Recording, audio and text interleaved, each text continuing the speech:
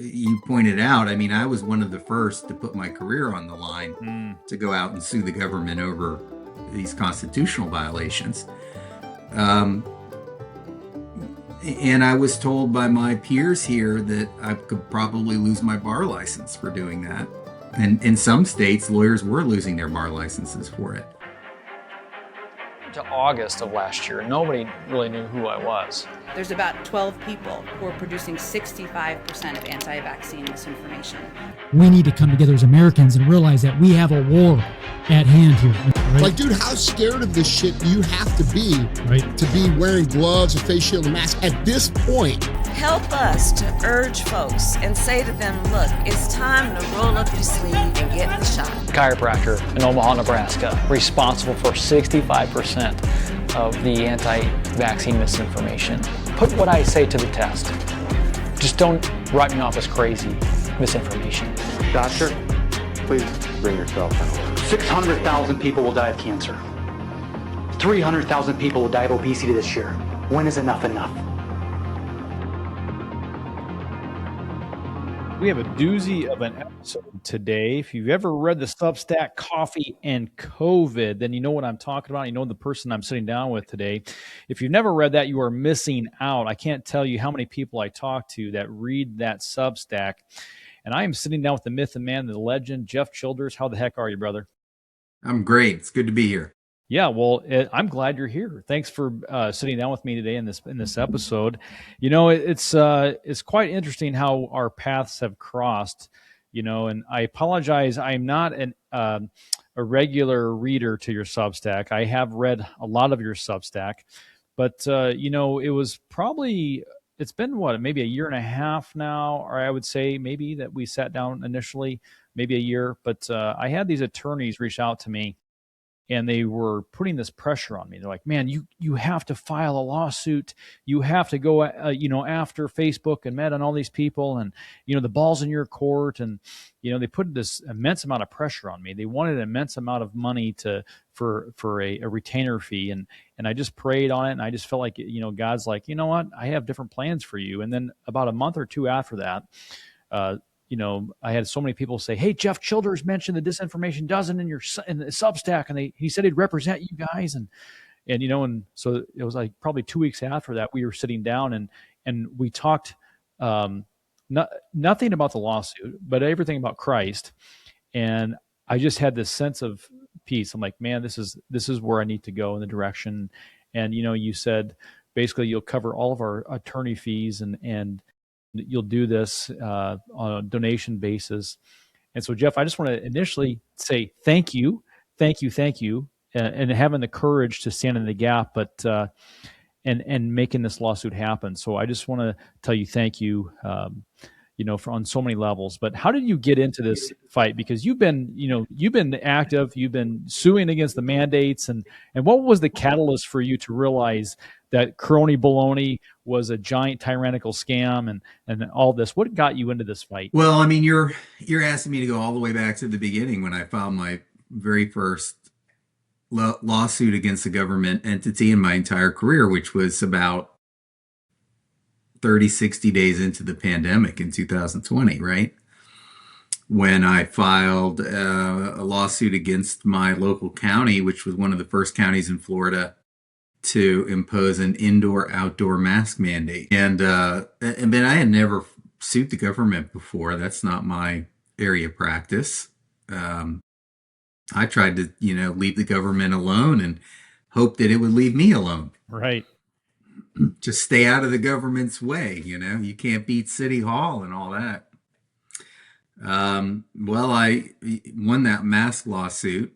I think it's one of the few mask lawsuit wins in the country, and certainly in those first few years, and the only appellate level decision finding that mandatory masking was presumptively unconstitutional. So right out of the gate, I mean, you don't expect when you go into a new area of practice to win. You hope to break even at best. So it was God calling me, I think, and we kept on filing those lawsuits, and we kept on winning. It goes to show you, yeah, that shows you that God is definitely for you if you are winning those types of lawsuits, right? I mean, like you said, you hit the nail on the head, and how tyrannical that our government can think that they have the authority to mandate masks and everything else, and I think we're forgetting history. Those who forget history are doomed to repeat it. I mean, we were speaking out early on against this, and this is nothing new, and nothing new is under the sun. I mean, you look at the Spanish, corruption. People forget history. They had, mask mandates back during the Spanish flu. They had virtue signaling. You'd wear a mask or go to jail. I have pictures of that during the Spanish flu, and they talked about how, there's an experimental influenza vaccine to come, and that's the savior. And that's like what we saw with COVID. They're like, oh, just wait, we have a new vaccine coming out. And that's why I was censored so early on, because I knew that this was a vaccine was to follow. We had a seminar in the fall of 2019. And I said, listen, something big is coming our way, because we saw draconian legislation coming our way. They knew full well that's why we called this the Great Plandemic. They knew full well what they were doing, that they were going to roll out a vaccine. So you said 2 months into the pandemic, you knew that this was, that there was something fishy here. Was that right after the emergency calling of Trump? Or was that when exactly? What was it, and what was the exact moment for you? Well, I think probably by personality, but certainly by virtue of being a lawyer, I'm a human truth detector, right? In litigation, especially, I mean, you take somebody's deposition. Unfortunately, or fortunately, depending how you look at it, I guess, most people lie. And so, somebody asked me one time, Jeff, what's it like being in a job where everybody lies to you all the time? And I said, the hardest person to beat on the other side of the V is an honest person. Because with somebody that lies, you trap them in their lie. And so as a litigator, I'm looking for that, something false right from after we ask them to state their name. And so, as I'm sure you remember well, painfully well, what was the first thing that we got during the pandemic? 2 weeks to flatten the curve. Right. Was that true? No. So right away, my lie detectors were going off when 2 weeks turned into forever. It's such a painful memory. It's like I try to dust that off my memory. 2 weeks to flatten the curve. Yes. Stay home to save grandma. I have 5 kids to feed. I can't stay home. I had to go to work. I was deemed essential. It just baffles my brain that the government, the authority, you're not essential. You just stay home. You can't work. Just imagine. I mean, think about that. We were sorting citizens into categories of essential and non-essential. What does it mean to be a non-essential citizen? Yeah, I mean, how belittling. It just baffles my brain that we even did that. But it doesn't surprise me that the government, I wouldn't put it past the government to do the thing. I mean, I think it goes to show you how tyrannical it was during that time. And as a lawyer, I mean, I felt like the government violated the 5 freedoms in our First Amendment. I mean, we couldn't form an assembly. I mean, they said there are no groups more than 6. I'm like, well, I'm already in violation because of my family size, and then we had to stay 6 feet apart while I'm practicing, putting my hands on every patient. I'm in violation right there. And, and then they said that you can't, our churches closed down, and then you weren't allowed to petition the government. So all these violations were being, trampled upon during COVID. And so I applaud you, Jeff, for being one of the few attorneys that had the courage to stand in the gap. And you're continuing to do so by representing us, the Disinformation Dozen. I love how our Give, Send, Go link is the Deliberate Dozen. Let me just plug that while I'm here. If you want to support Jeff, please, and support our lawsuit, I don't make a dime off this. This is going towards Jeff's legal fees and our legal defense here. GiveSendGo.com/deliberate dash dozen. So I'll have the link here below. But again, it's we are going against a Goliath here, and if God is for us, who could be against us, right? We'll be right back after a word for our sponsor. This episode is sponsored by Ezra Healing, a leader in the emerging wellness paradigm taking shape across North America and beyond. People everywhere are recognizing that the old sick care model, quick fixes, symptom chasing, and surface level solutions simply isn't enough. Ezra Healing is a part of the shift toward truly patient-centered care that prioritizes well-being, integrity, and a do-no-harm approach. At Ezra Healing, your whole lifestyle, rhythms, and patterns are considered to better support the interconnected systems of your body. They're focused on real solutions, long-term health promotion, and prevention, an evolving grassroots movement dedicated to helping individuals and families live healthier and more resilient lives. If you're ready for a wellness experience that puts humanity first, Ezra Healing is guiding the way. To learn more, visit them at www.ezrahealing.com. And now, back to the show. Yeah, so I think that's the first thing to mention about this lawsuit. When you're suing the federal government, you're suing the biggest and most well-funded entity in human history. Right. They have unlimited resources, unlimited lawyers, and I think especially during the late great Biden period, unlimited ways of getting at you. Fortunately, we don't have that problem now. Right. Well, it baffles my brain too. The last hours of Biden's, presidency, he pardons Fauci. Remember that? I think the very last thing he did, without even naming what crime he was pardoning Fauci from. But I think people need to zoom out a little bit. People took health advice, right, from a man who needs a pardon. Right? I mean, wrap our head around that for a second.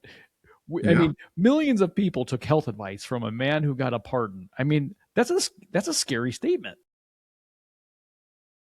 I was really derisive of these back during the pandemic, but now I wished I had gotten a Fauci bobblehead. Don't you? I don't know. I think it might use it for target practice, but well, you could use it for all kinds of things, Ben, and it will help us remember.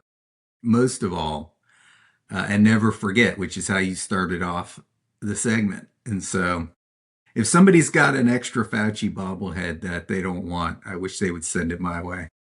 Right. But, so zooming out, Jeff, at a 30,000 sky foot view, how spiritual do you think this all is? And how the spiritual warfare that we went through during COVID? I mean, from a spiritual element.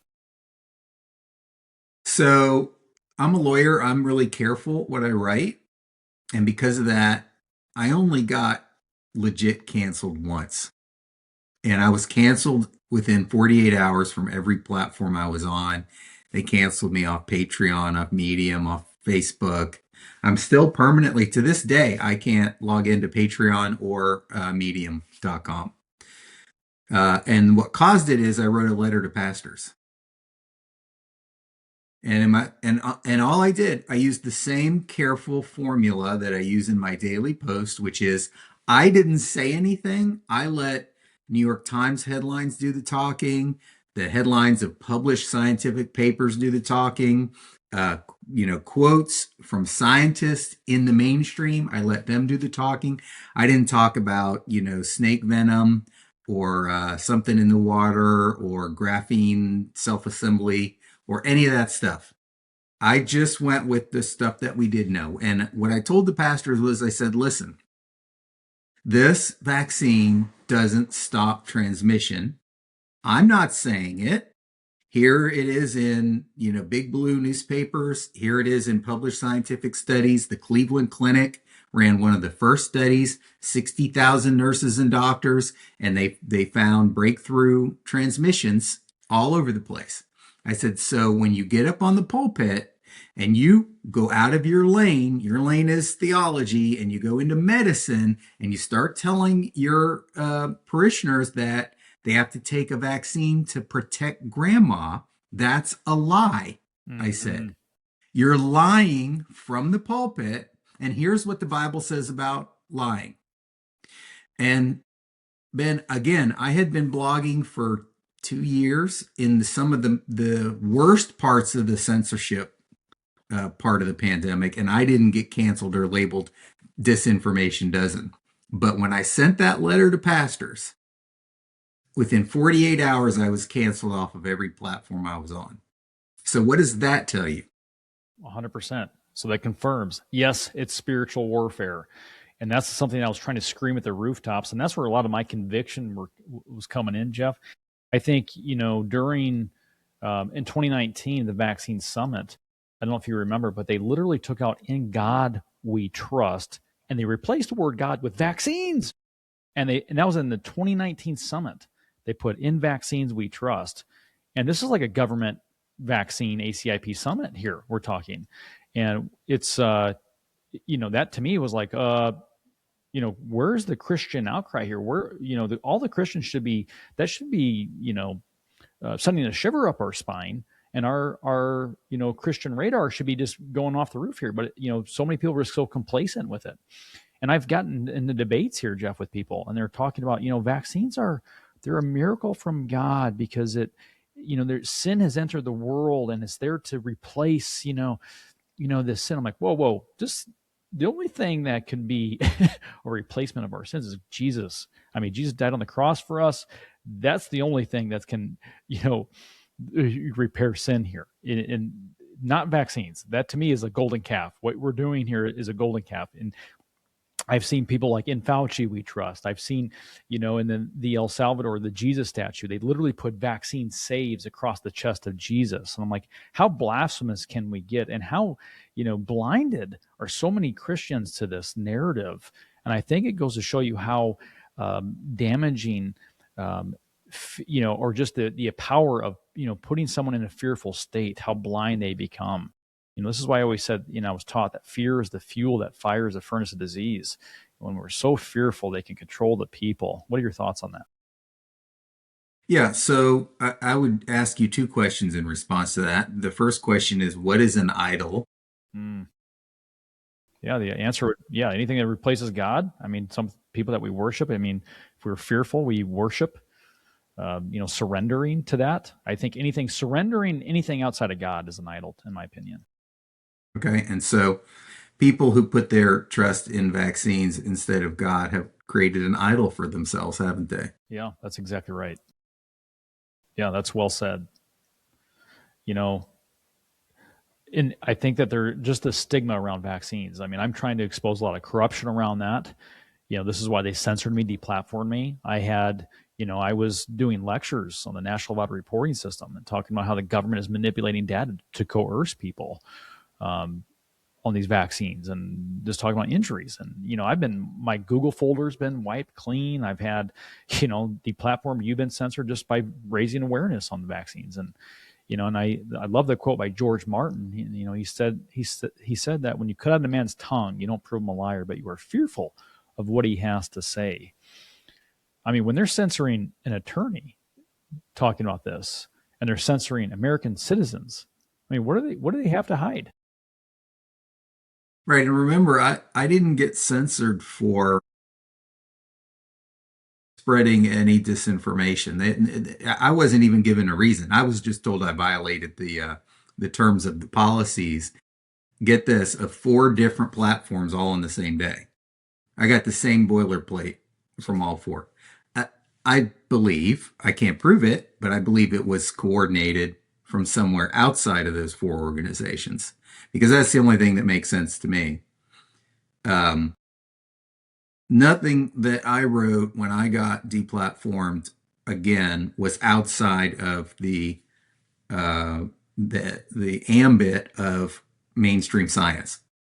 I used the Cleveland Clinic's own study. I mean, I drew some theological conclusions from it, which I backed up with scripture, but that's not the kind of disinformation that they were complaining about at the time. So they couldn't even get me for disinformation, and they just didn't like the way I said it. Well, from your angle, from an attorney who defends the Constitution and the rights and freedoms of the people, I mean, freedom of speech or freedom in the First Amendment doesn't protect, or it protects dangerous speech, right? Even if someone doesn't like it. So how slippery of a slope is that, censoring speech that someone doesn't like? The First Amendment protects lying. Yeah, yeah. You can lie all you want. I mean, I don't recommend it, but it's protected by the First Amendment. The government is not in the position to decide what's true and what's not true. Yeah, that's an interesting take on it. I never really thought of it that way. Yeah, it's, I guess, you have the freedom to lie. And that's, yeah, even though we don't agree with it, it's, but isn't there legal protection if the lying causes harm? Well, sure. If you harm another citizen with lying, that's called defamation. So there are laws. I mean, if the lie doesn't cause harm, then they have the freedom to do so. But once it causes harm, then it's a legal issue. Well, be careful, because if you're in the business of defining what harm is, then you suddenly have the power to control all speech. Because if you can say you're harming the community, then you can punish someone for speaking. In our legal system, you have to harm somebody specifically and in a specific way, right? So if you say something that, like if you say doctors are all crooks, then doctors in general can't sue you. But if you say Dr. Tapper is a crook, then you could be sued. Does that make sense? Mm-hmm. You have to have a specific injury, not a general amorphous injury, but a specific one. And it has to cause damage in most cases. Now, under defamation law, there's some interesting and I think fair presumptions of injury for really bad types of defamation. So if somebody, for example, accused you of being a pedophile, you could sue them and you wouldn't have to prove damages, because damages are presumed, because it's such a vile insult. But those are rare exceptions. So in no case can you be accused of harming the government. In fact, there are heightened standards. You could even call a city councilman a pedophile, and you're probably safe from defamation lawsuit unless you knew that it was false. But you could be wrong about it and not have liability under the First Amendment. So what happens when the government labels us hate speech, right? So they are literally, the Center for Countering Digital Hate, they said that they're the ones that originated this Disinformation Dozen article. You have, Tim Walz, the former governor of Minnesota, who said that he's all for freedom of speech unless it's deemed hateful. Well, let's go back and let's for listeners who aren't familiar, explain to them who the CDH is.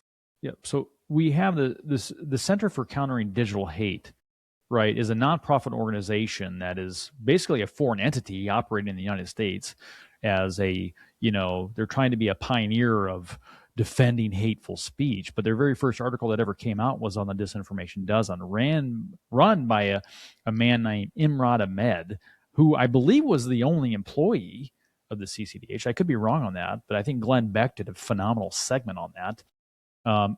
Who has ties to dark money and Soros and all these people. But they came out with this article and they said it was hateful speech, that they're going on all the mainstream news. The local people here in Nebraska, if you remember, Channel 7 did a segment in my office on KT7. They had Imrad Ahmed said, and he went on the news and talked about how I'm for putting out misinformation on vaccines.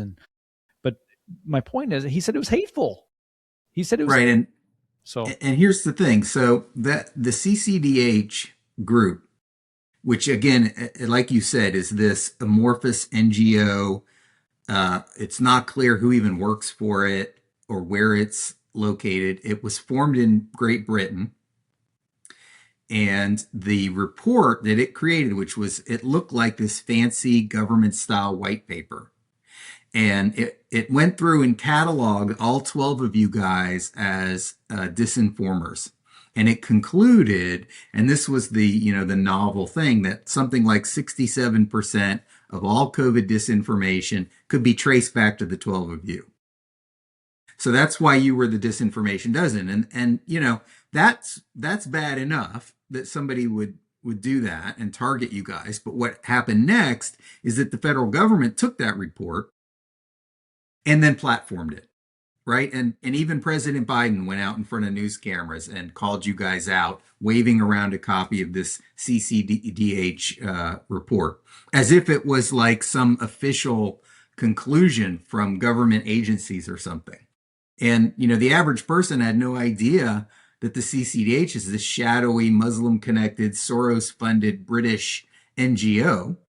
They thought it was something official, something with authority, right? So that's how you guys were defamed by the federal government. But you were asking me about hate speech.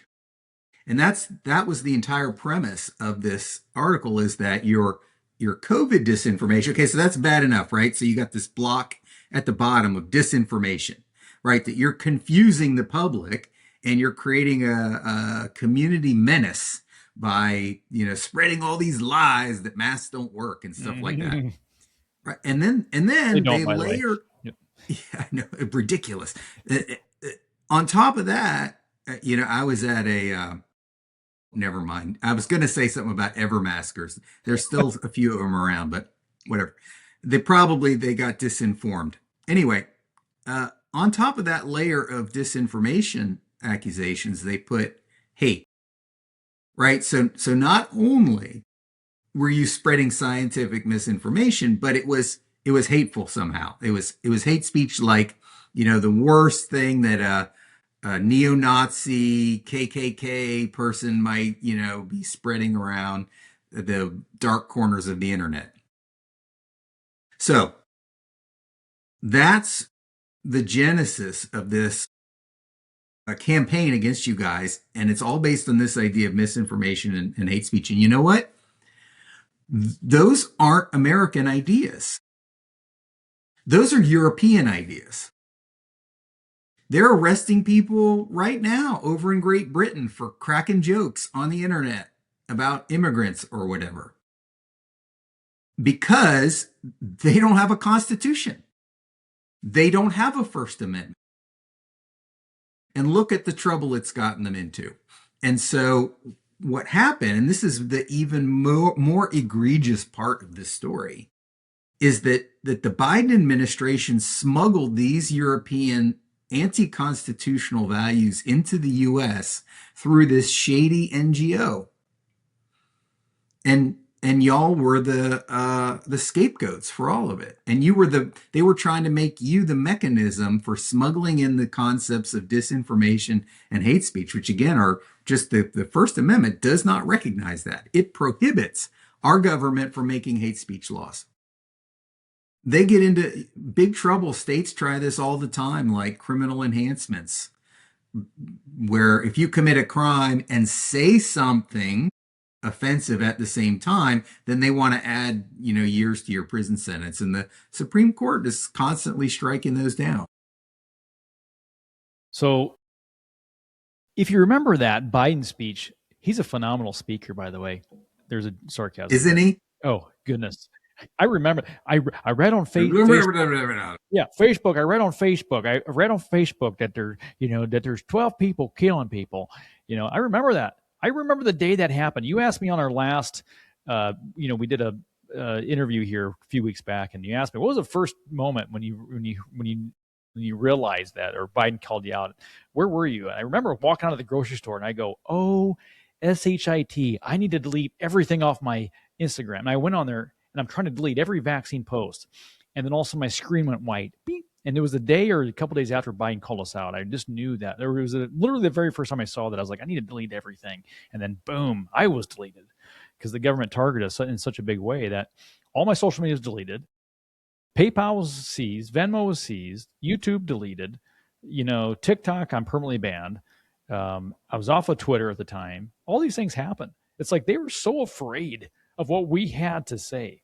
And it baffles my brain. I mean, this is, I always say that this makes, like, I'm trying to think, like Watergate look like Mickey Mouse. I mean, what they did to us, and slandered us and everything else.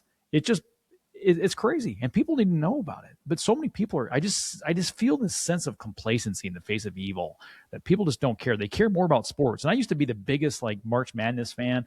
I would get into it, and now I'm just like, dude, people care more about sports and basketball than they do, like, the freedoms of this country. What will it take, Jeff, for people to wake up and realize, hey, we have tyranny at our doorstep?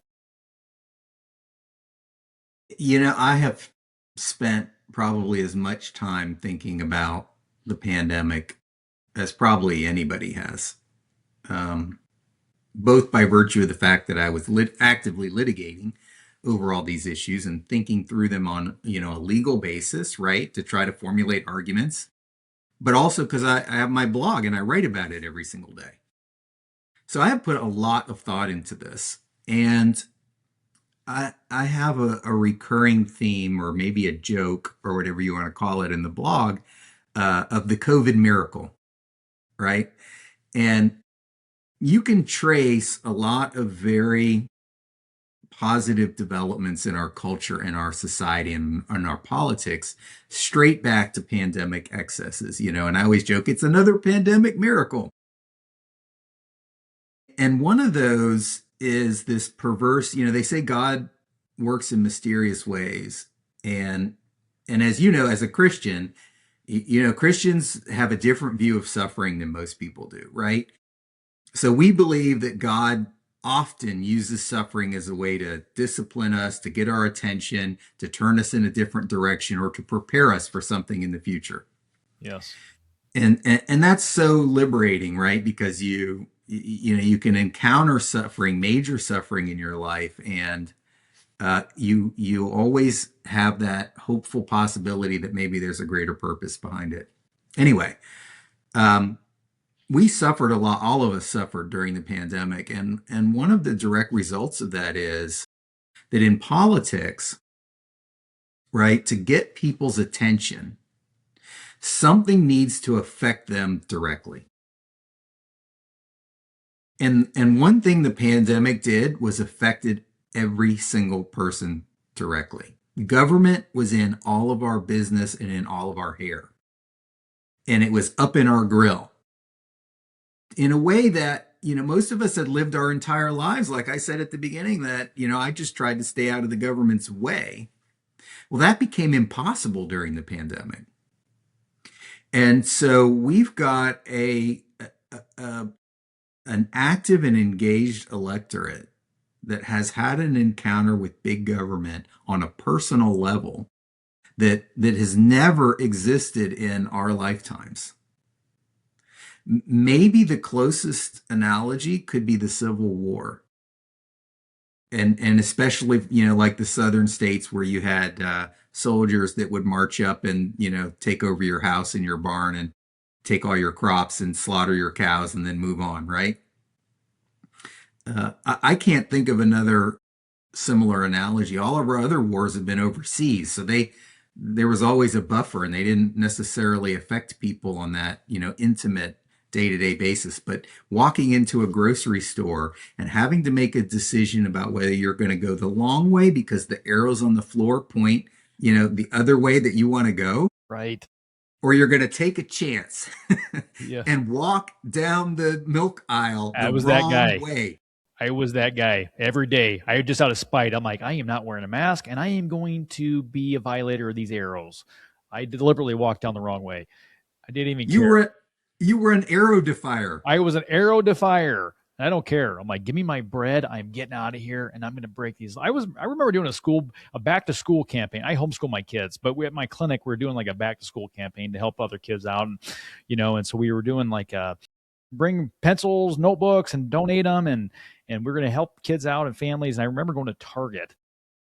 By the way, I've never stepped foot in another Target after this, but I walked in there and the lady goes, "You can't shop here. You don't have a mask on." I said, "Well, sorry." And I walked right by her. She was like a 5'2" lady. I'm walking right by her. I got all these pencils and erasers and everything else. And I went, and they followed me throughout the store, but they were 6 feet away, which is comical.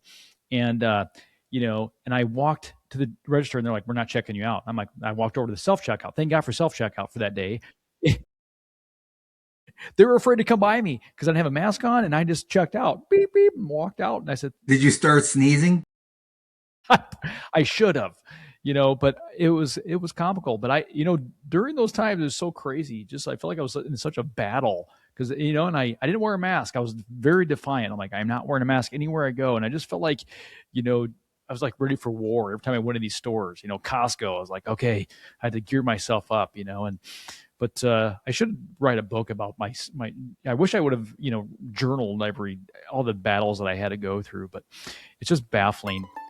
We'll be right back after a word for our sponsor. Today's episode is sponsored by Ezra Healing, a place devoted to renewal and deep-rooted well-being. Ezra Healing supports individuals and families in soothing the nervous system, releasing accumulated stress and trauma, and restoring the body's God-given ability to repair and thrive. Their method is gentle, discerning, and grounded in honoring how the body was created to function. With steady guidance, thoughtful education, and practical resources, they come alongside each person to foster safety, resilience, and whole person healing. If you're seeking a space to breathe, rebalance, and truly heal, Ezra Healing offers a powerful path forward. To learn more, visit them at www.ezrahealing.com. And now back to the show. Yeah, so what you're describing is exactly what I'm talking about, and the reason that you remember those things so vividly is because it transformed an ordinary, unmemorable event of going to the store to pick up a few school supplies into this burned image in your mental retina that you will never forget. And the reason is that as soon as you step foot through the door, your adrenaline spiked. Yeah. Can we sue Target for PTSD? Yeah. You've got mask and arrow PTSD, Ben. That's the problem. Yeah, add the grocery stores to that list. I'm still upset about that. Yeah. Right. And so how is that going to affect the way you vote? And they talk about young men trending Republican. Yeah. Right. And so there's all these analyses, right, of what's going on with the young men. Is it Nick Fuentes? Is it is it conservative influencers on the internet? Is it Joe Rogan? Right? They've got all these theories about what's happening with young men. And you know what? What if it's this simple? That those young men had an encounter with big government that they will never forget. Yeah. And so they're naturally going to the small government party. I think there's something to be said about it. That's the one good thing Crony Baloney brought to the nation, is that people woke up and brought the soil for truth and the soil for revival and the soil for conservatism. I think to sprout. You got a lot of more conservative men now, more than ever before. But I think that, I'd hate to say it, but the left liberal, they just went crazy. I mean, remember when Biden was they had this transgender party at the White House, and had people in the lawn of the White House, topless, and I'm like, how disgraceful.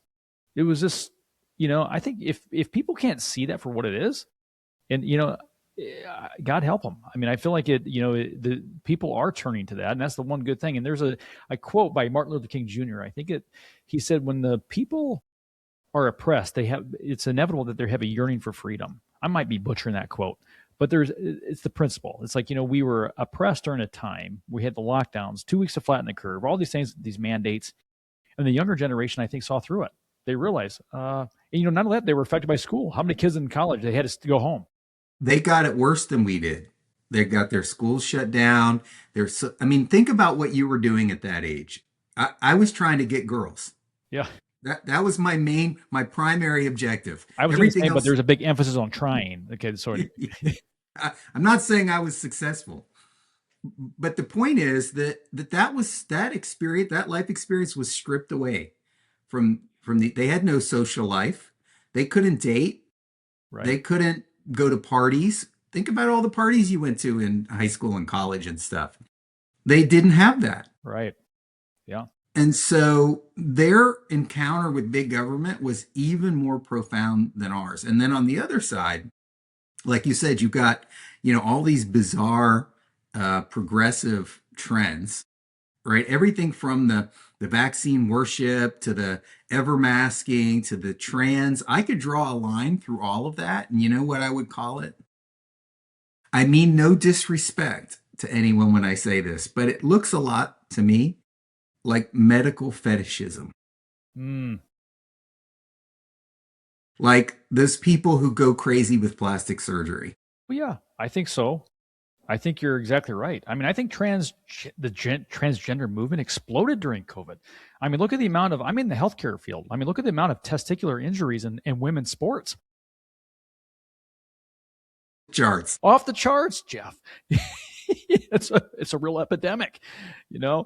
So, I mean, it's a real issue, you know? And I think that this whole ideology, I mean, when we turn away from God's creation, when we turn away from it, it's not good, you know, from all levels, from all angles. The one thing I wish people would, you know, I think that I say this before, I just want people to turn to Christ. I think there is a revival happening. I think the soil for revival is rich. The more people turn away from God and we go down this crazy world we live in, I think it's creating the soil for revival.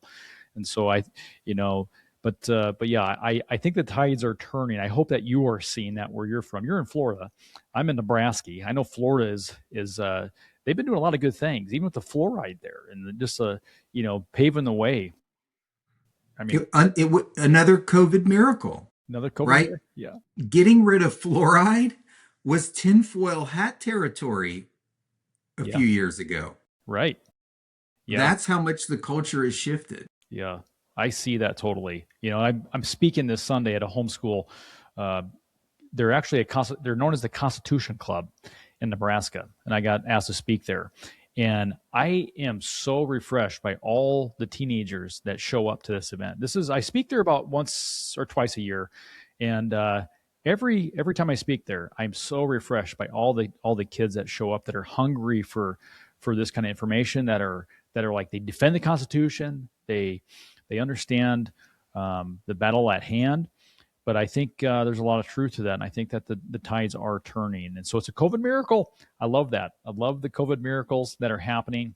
But there is a lot of good. So are you encouraged where we're heading as a, you know, as a country, in our government?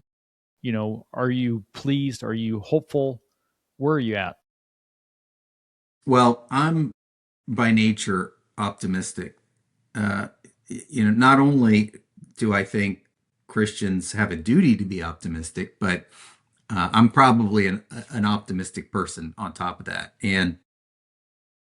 But I'm not starry-eyed about it.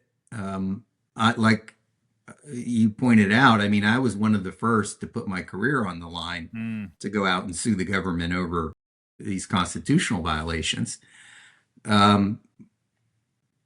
And I was told by my peers here that I could probably lose my bar license for doing that.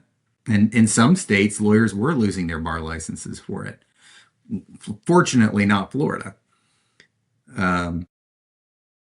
But I stayed optimistic about that. And, you know, my point of view was whatever God intends. I mean, if he gave me this bar license, if he wants it back, he'll take it back. And that's fine. I'll do whatever he's got in mind for me after that. But you can't be sane and look at where we are now compared to where we were 18 months ago and not see this incredible trajectory of progress. I mean, if I gave you a list of everything: DEI, trans, women's sports, military recruitment, illegal immigration, border crossings, crime rate, the stock market. I mean, I could go on and on and on and on. And so it baffles me. There's so much blackpilling online. And even among, you know, the conservatives, there's still these people who get hung up on one thing, like the Iran war. And it's like, forget about that list of 47 things in 1 year that we've corrected or improved. And they just get hung up on this one thing. And that's a kind of dark pessimism that I just can't subscribe to. Right. It doesn't seem rational. Yeah. Right. Yeah. Good point. So I have to ask you, like, kind of a piggyback off the question I just asked you, you know, going forward, I always think of the freedoms of our children's children, and always like, what kind of life and world are we going to hand off to our children? How important is this lawsuit, in reference to the freedoms of our children's children? Well, I know what you want me to say, and I'll say it, but I also want to qualify it, right? Again, in the context of my optimism, what our lawsuit is a corrective.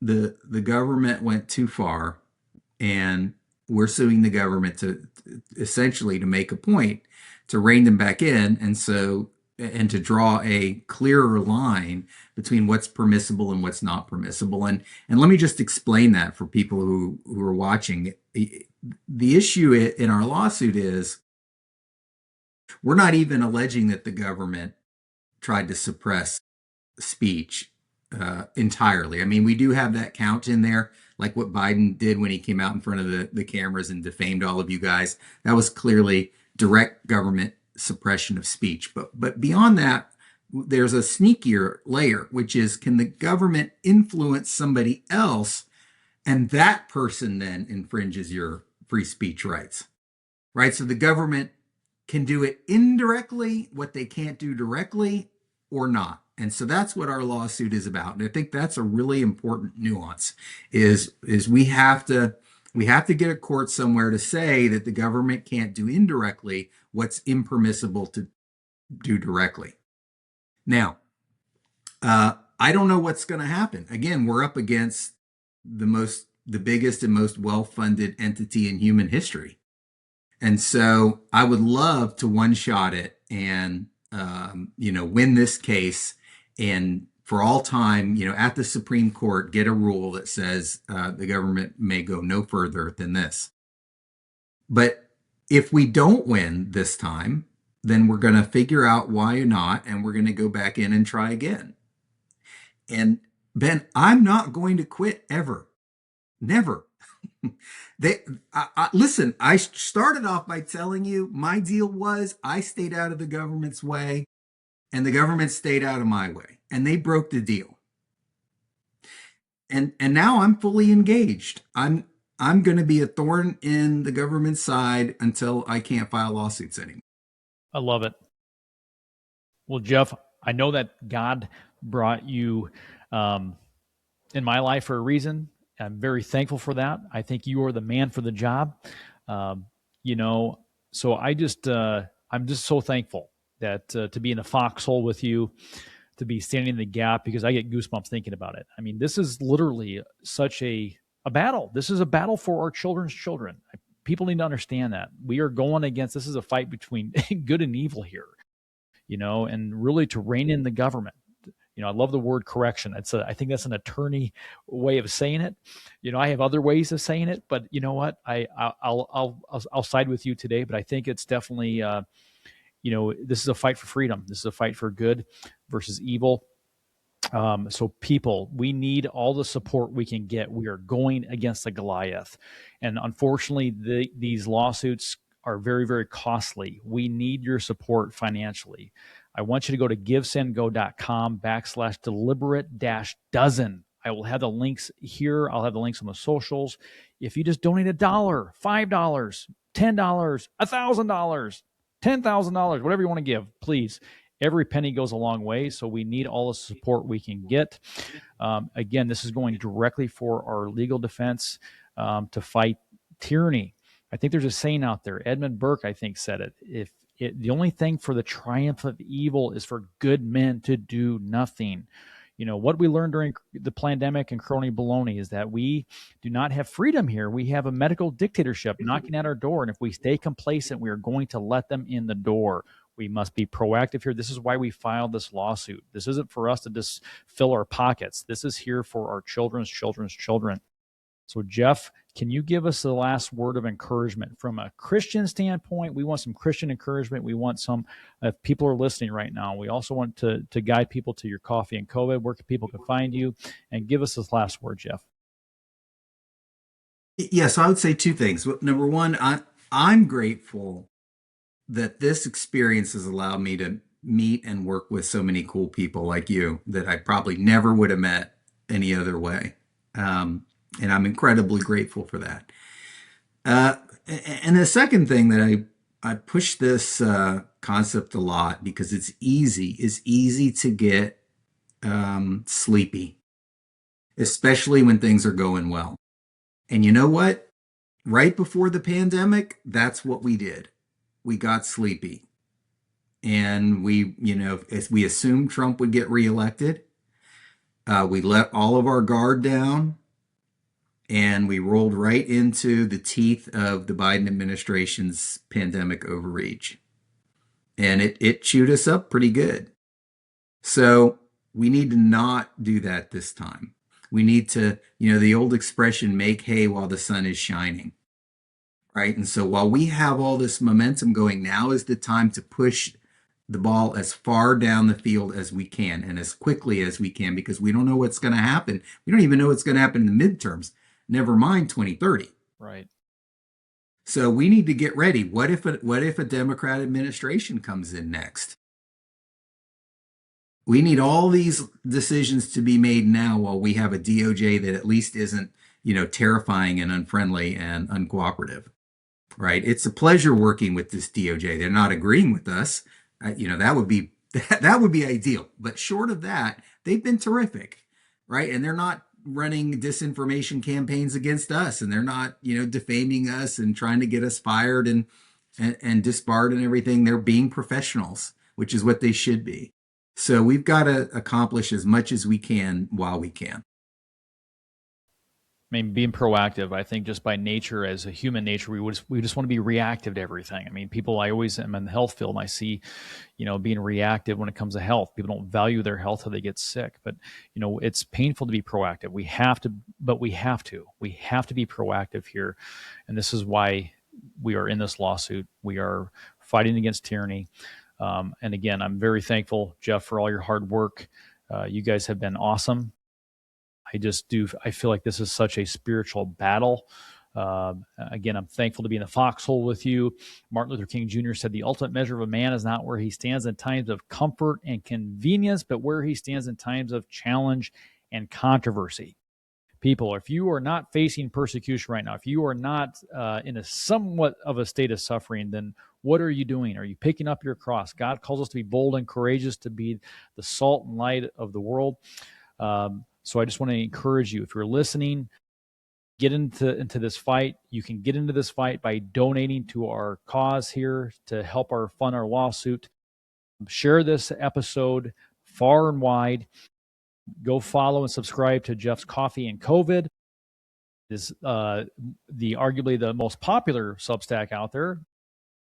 I have people in my Bible study. They're like, hey, you ever read Coffee and COVID? You ever hear of that Jeff Childers guy? I said, yeah, he's actually my attorney. And so it's that legit happened. That I about fell over. It's pretty funny. I thought he was playing a joke on me.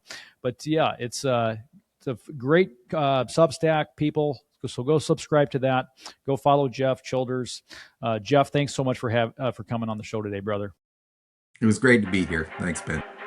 To August of last year, nobody really knew who I was. There's about 12 people who are producing 65% of anti-vaccine misinformation.